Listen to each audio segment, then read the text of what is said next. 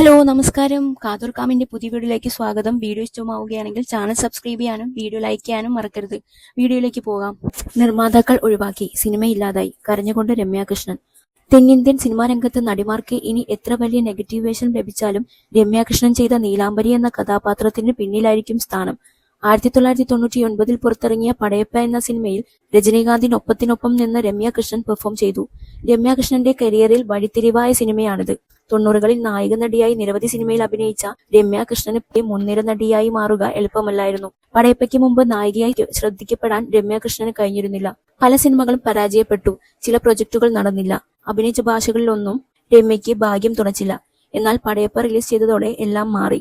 Telugu cinema ലോകത്ത് അവഗണനകൾ നേരിടേണ്ടി വന്ന ഒരു കാലം രമ്യ കൃഷ്ണനുണ്ട്. പല പ്രൊജക്ടുകളിലും രമ്യയെ നായികയായി ആദ്യം തീരുമാനിക്കുകയും അവസാന നിമിഷം ഒഴിവാക്കുകയും ഉണ്ടായി. അന്ന് രമ്യ കൃഷ്ണനെ തുണച്ചത് അല്ലാരി മൊഗുഡു എന്ന സിനിമയാണ്. 1992 പുറത്തിറങ്ങിയ സിനിമ സംവിധാനം ചെയ്തത് കെ രാഘവേന്ദ്ര റാവു ആണ്. മോഹൻ ബാബുവാണ് ചിത്രത്തിൽ നായകനായത്. സൂപ്പർ ഹിറ്റായ സിനിമ രമ്യ കൃഷ്ണന്റെ കരിയറിന് പുതുജീവൻ നൽകി. അല്ലാരി മൊഗുഡുവിന്റെ 100ാം ദിന ആഘോഷത്തിൽ വേദിയിൽ സംസാരിക്കവേ രമ്യ കൃഷ്ണൻ കരഞ്ഞിരുന്നു. ഈ സിനിമയ്ക്ക് മുമ്പ് താൻ നേരിട്ട അനുഭവങ്ങൾ ഓർത്താണ് നടി കരഞ്ഞത്. പ്രൊഡ്യൂസർമാർ സിനിമകളിൽ നിന്ന് എന്നെ ഒഴിവാക്കി. ഒരുപാട് തവണ അങ്ങനെ സംഭവിച്ചു. എന്നാൽ രാഘവേന്ദ്ര റാവു തന്നെ വിശ്വസിച്ചെന്ന് രമ്യ കൃഷ്ണൻ പറഞ്ഞു. അതേസമയം ഈ ഹിറ്റിന് ശേഷവും ഉയർച്ച താഴ്ചകൾ രമ്യ കൃഷ്ണന്റെ കരിയറിൽ ഉണ്ടായിട്ടുണ്ട്.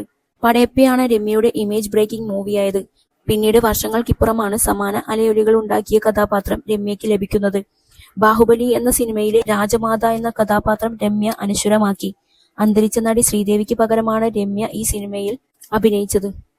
1983 പുറത്തിറങ്ങിയ വെള്ളൈ മനസ്സ് എന്ന സിനിമയിലൂടെയാണ് രമ്യ കൃഷ്ണൻ അഭിനയ രംഗത്ത് തുടക്കം കുറിച്ചത്. 1986 നേരം പുലരുമ്പോൾ എന്ന സിനിമയിലൂടെ മലയാള സിനിമാ ലോകത്തേക്കും കടന്നുവന്നു. യാഷ് ചോപ്രയുടെ പരമ്പര എന്ന സിനിമയിലൂടെ ബോളിവുഡിലും രമ്യ കൃഷ്ണൻ സാന്നിധ്യം അറിയിച്ചു.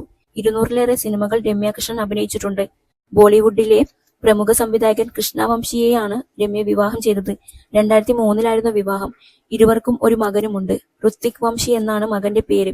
വിവാഹിതയാകുമ്പോൾ 33 വയസ്സുകാരിയാണ് രമ്യ കൃഷ്ണൻ. കൃഷ്ണ വംശിയുടെ പ്രായം 41.